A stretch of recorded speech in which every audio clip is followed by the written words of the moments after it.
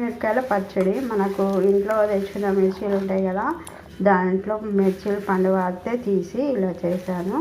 దానికి తగ్గ చింతపండు, ఉప్పు వేసి ఇట్లా గ్రైండ్ చేసి అందులో కొంచెం ఆవపొడి, కొంచెం మెంతి పొడి కూడా వేసి గ్రైండ్ చేసి పెట్టుకున్నాను. ఇట్లా చూస్తున్నారు కదా మంచిగా. దానికోసం ఎల్లిపాయలు కొంచెం పోపు, కరివేపాకు ఇప్పుడు మనము పోపు వేస్తున్నాము.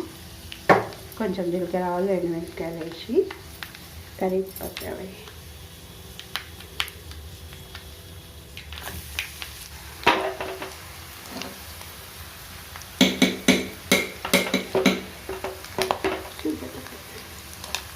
పచ్చడి వేసి పోపులో కలిపేసుకుంటున్నాము.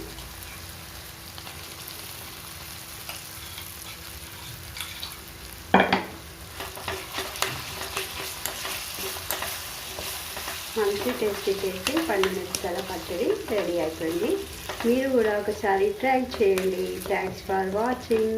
మా ఛానల్ని సబ్స్క్రైబ్ చేయండి, మంచి కామెంట్స్ పెట్టండి, షేర్ చేయండి.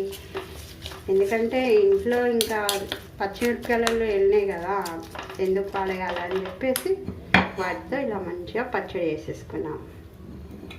మీరు కూడా ట్రై చేయండి.